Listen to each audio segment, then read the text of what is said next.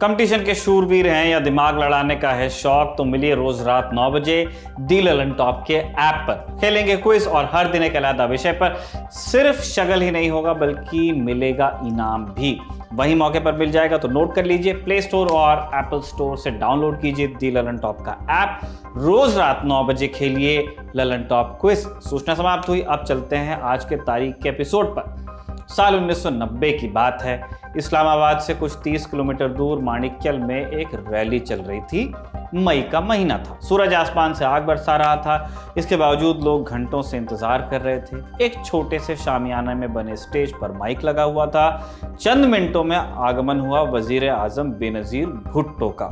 बेनजीर कुछ देर तक इधर उधर की कहती रही, मसलन पाकिस्तान को आत्मनिर्भर होना होगा, हमारी किस्मत हमारे हाथ में है, इस तरह की बातें। लोगों के मुंह लटके हुए थे। उन्हें बेनजीर से क्योंकि कुछ और सुनना था। भीड़ का मायूस चेहरा देखते हुए बेनजीर ने स्थिति को भांपा और पब्लिक एकदम से जिंदा हो गई। बेनजीर के मुंह पर अब एक ही नाम था, कश्मीर। पब्लिक नारे लगाने लगी, कश्मीर हम लेके रहेंगे। 1990 में बेनजीर जहां भी गई लोग उनसे बस कश्मीर की बात सुनना चाहते थे।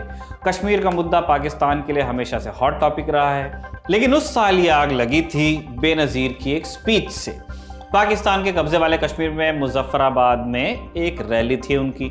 यहाँ गरजते हुए उन्होंने कहा, हिंदुस्तान का वजीर आजम अगर कश्मीर जाए तो क्या कश्मीरी उनके स्वागत के लिए घरों से निकलेंगे? मैं चैलेंज करती हूँ कि अगर वो समझते हैं कि जनमत संग्रह जरूरी नहीं है तो जाकर के देख लें। जगमोहन का जग जग मोमो हन हन हो जाएगा।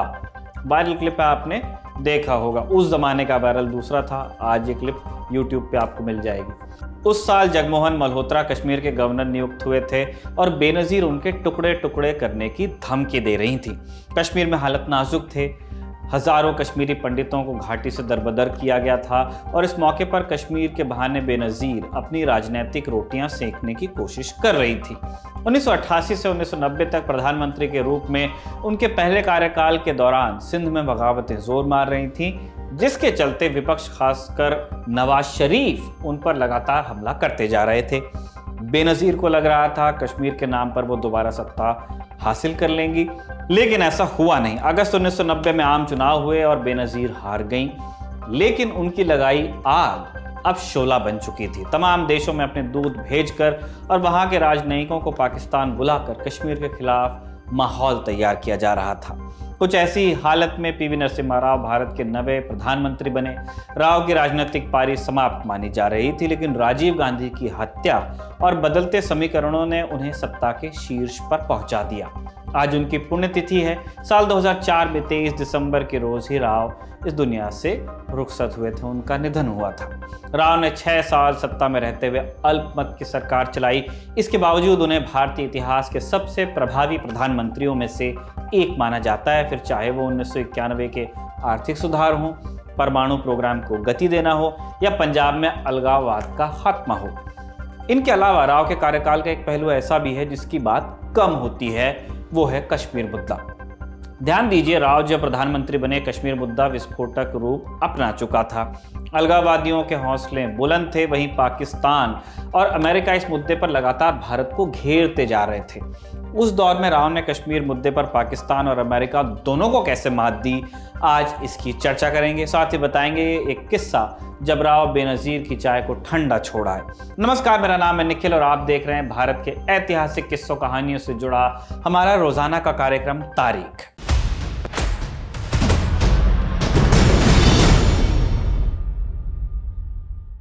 उन्नीस सौ 89 में पाकिस्तान के हालात तेजी से बदल रहे थे।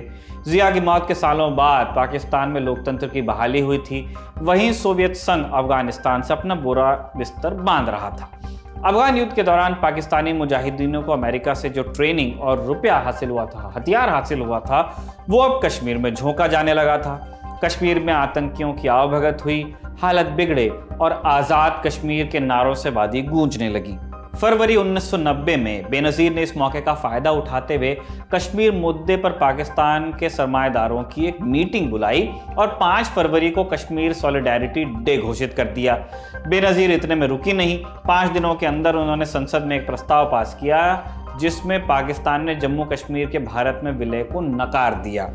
13 मार्च 1990 को भुट्टो ने मुजफ्फराबाद में एक रैली को संबोधित करते हुए भारत को जमकर कोसा और अपने पिता की तरह भारत से 1000 साल चलने वाला युद्ध करने की घोषणा कर दी। इसके बावजूद उस साल हुए चुनावों में बेनजीर को हार मिली और नए वजीर आजम बने नवाज शरीफ। शरीफ भी कश्मीर को लेकर भारत पर हमलावर ही रहे और उन्होंने नारा दे दिया, कश्मीर बनेगा पाकिस्तान। इधर भारत में अब नरसिम्हा राव प्रधानमंत्री बन चुके थे।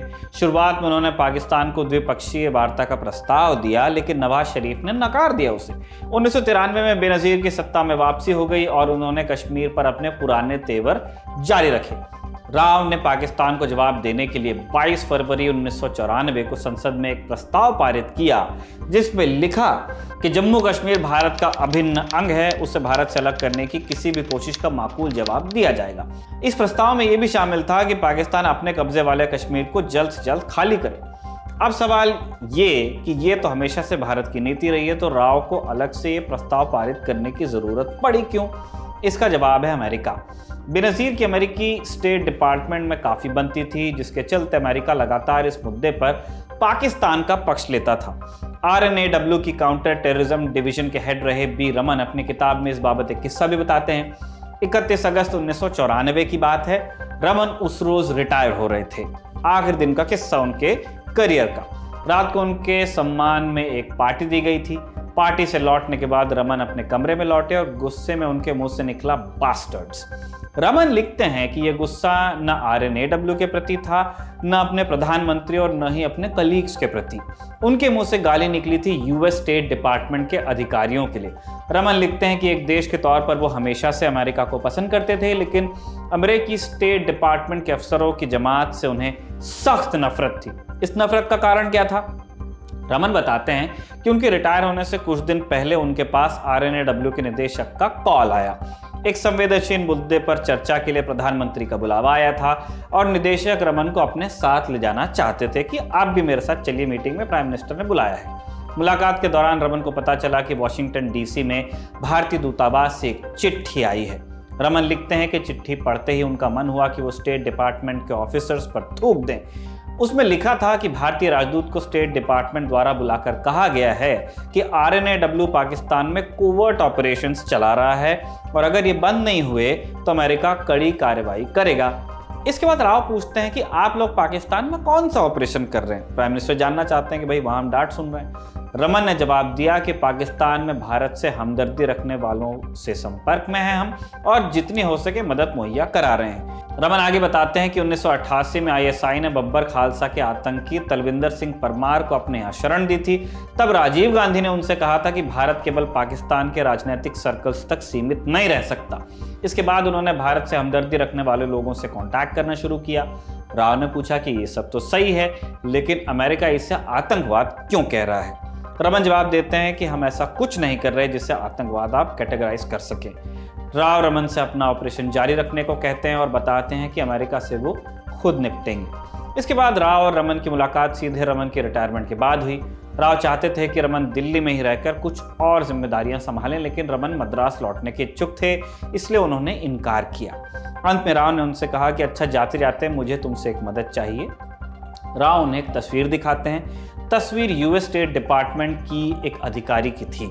राव पूछते हैं कि इस पर तुम्हारी राय क्या है? रमन इस पर जवाब देते हुए कहते हैं कि सर, जम्मू कश्मीर में हमारी सारी मुसीबतों का कारण यही मोहतरमा है। ये बेनज़ीर की खास दोस्त है और मुझे शक है कि इसने हमारी कुछ खुफिया जानकारियां भी बेनज़ीर तक पहुंचाई हैं। इस किस्से से आप समझ सकते हैं कि तब अमेरिका का भारत के प्रति नजरिया क्या था। मई 1993 में अमेरिकी अधिकारी जॉन मलाट और रॉबिन रफाएल ने भारत का दौरा किया और इस दौरान उन्होंने कश्मीर को विवादित जमीन बता दिया।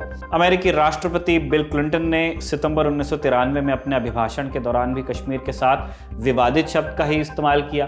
भारत के लिए ये सारी घटनाएं खतरों की घंटियां थी। बहुत सारे खतरे, बहुत सारी घंटियां। पाकिस्तान अमेरिका के साथ मिलकर भारत पर लगातार दबाव बढ़ाता जा रहा था और इससे उकसाए हुए OIC यानी कि ऑर्गेनाइजेशन ऑफ इस्लामिक कंट्रीज समूह ने भी कश्मीर जाकर एक फैक्ट फाइंडिंग मिशन शुरू करने की मांग उठा दी। पाकिस्तान खुद भी OIC का सदस्य था।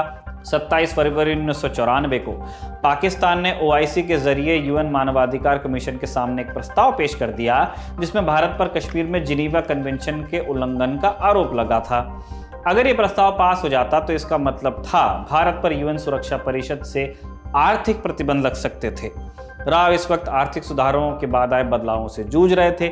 इसके बावजूद उन्होंने खुद मोर्चा संभालते हुए जर्मनी का दौरा किया। यूएन में पाकिस्तान को जवाब देने के लिए उन्होंने एक विशेष टीम नियुक्त की जिसमें पार्टी लाइन से परे जाकर लोगों को नियुक्त किया गया। इस टीम में अटल बिहारी वाजपेयी, सलमान खुर्शीद, फारूक अब्दुल्ला और हामिद अंसारी जैसे नेता शामिल थे। मुस्लिम नेताओं को चुनने के पीछे राव का विशेष मकसद पाकिस्तान के इस दावे को काउंटर करना था कि वो कश्मीर के मुसलमानों के एकमात्र प्रतिनिधि हैं, क्योंकि इंडियन आर्गुमेंट तो यही है कि वहां से ज्यादा मुसलमान तो यहाँ रहते हैं। इसके अलावा उन्होंने मनमोहन सिंह को भी विशेष रूप से इस डेलीगेशन का हिस्सा बनाया, क्योंकि मनमोहन सिंह का यूएन में काम करने का लंबा अनुभव था। राव इतने में संतुष्ट नहीं हुए। उन्होंने विदेश मंत्री दिनेश सिंह को तुरंत ईरान के दौरे पर भेजा। दिनेश सिंह तबीयत खराब होने के चलते छुट्टी पर थे, फिर भी राव ने उनके लिए एक विशेष चार्टर विमान का इंतजाम किया। ईरान के विदेश मंत्री अली अकबर विलायती राव के दोस्त होते थे। उन्होंने दिनेश सिंह के हाथों भेजा गया राव का खत वहां के राष्ट्रपति हाशमी रफसंजानी तक पहुंचा दिया। इत्तेफाक से चीन के विदेश मंत्री एयान किचेन भी इस वक्त तेहरान में मौजूद थे। दिनेश सिंह उनसे भी मिले। इस दौरान दिनेश सिंह की तबीयत इतनी खराब थी कि तेहरान से लौटते हुए उन्हें सीधे हॉस्पिटल का बिस्तर पकड़ना पड़ा, तुरंत एडमिट हुए। उधर जिनीवा में वाजपेयी एक नई जमीन तैयार करना चाहते थे। उन्होंने यूके बेस्ड औद्योगिक घराने के मालिक हिंदुजा परिवार से मुलाकात की। हिंदुजा ग्रुप के ईरान से नजदीकी रिश्ते थे। राव ने चीन को साधने की कवायद भी शुरू की। 1993 और 1996 में भारत और चीन के बीच सीमा को लेकर 2 समझौते हुए, जिसके तहत दोनों देश सीमा पर शांति की बहाली को लेकर राजी हुए। इन समझौतों से 2 फायदे हुए। चीन सीमा पर तैनात भारतीय ट्रूप्स को कश्मीर में मिलिटेंसी रोकने के लिए लगाया जा सका। वहीं यूएन में भी चीन ने भारत के विरोध में मतदान करने से इनकार किया। प्रस्ताव पास होने वाले दिन इंडोनेशिया और लीबिया जैसे देशों ने प्रस्ताव से हाथ ही वापस खींच लिए। वहीं सीरिया ने कहा कि वो एक रिवाइज्ड ड्राफ्ट पर ही गौर करेगा। 9 मार्च 1994 को ही आखिरी वोटिंग में ईरान और चीन ने प्रस्ताव के पक्ष में वोटिंग नहीं की, जिसके चलते शाम 5 बजे प्रस्ताव हो गया रद्द। अर्थशास्त्र की 6ठी किताब में कौटिल्य लिखते हैं, एक राजा जिसका राज्य एक दूसरे आक्रामक राज्य की सीमा से मिलता है वो शत्रु है, वहीं जो राजा शत्रु के निकट है लेकिन उससे अलग है उसे मित्र कहा जा सकता है। आम भाषा में हम इसे ऐसे कह देते हैं कि दुश्मन का दुश्मन होता है दोस्त। 1994 के साल में नरसिम्हा राव ने इस कहावत को पलटते हुए पाकिस्तान के दोस्त चीन को उसके ही खिलाफ इस्तेमाल करते हुए कश्मीर मुद्दे पर एक बड़ी जीत दर्ज की। राव की इन कोशिशों का ही नतीजा था कि 1996 में कश्मीर एक बार दोबारा वहां पे चुनाव हुए और राव ने साबित किया कि क्यों उन्हें भारतीय राजनीति का आधुनिक चाणक्य कहा जाना चाहिए। अंत में जाते हुए आपको वो किस्सा भी सुना देते हैं जब राव ने बेनजीर की चाय ठंडी कर दी थी। बात 1996 की है। कश्मीर मुद्दे पर हाथ जला चुकी बेनजीर ने ब्रिटेन के प्रधानमंत्री जॉन मेजर को एक खत लिखा और कहा कि वो चाहती हैं कि मेजर उनके और राव के बीच एक चाय पर चर्चा अरेंज करवाएं, टी मीटिंग, जिसमें एक ऐसी बैठक जिसमें अब चाय के लिए आपने बुलाया बात होगी। साल 2020 में नेशनल आर्काइव्स द्वारा डीक्लासिफाइड किए गए कुछ दस्तावेजों से इस वाक़े का पता चला था। दरअसल भुट्टो सीधे तौर पर राव को खत नहीं लिख सकती थी। ऐसा करना पाकिस्तान में उनकी सेहत के लिए, राजनीतिक सेहत के लिए हानिकारक साबित होता। इसलिए उन्होंने ब्रिटिश प्रधानमंत्री से दरख्वास्त की कि वो राव को इसके लिए मना लें।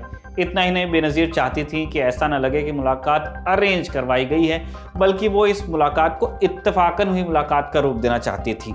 ब्रिटिश हाई कमीशन के अनुसार राव ने मेजर का खत 2 बार गौर से पढ़ा और ये कहते हुए किनारे रख दिया कि बेनजीर को भी चाय के बारे में भूल जाना चाहिए, क्योंकि भारत में जल्द ही इलेक्शन होने वाले हैं। साथ ही राव ने कहा कि वक्त आने पर ऐसी सलाहें काम की हो सकती हैं, हालांकि छुप छुपाकर चाय पीना काफी मुश्किल काम है।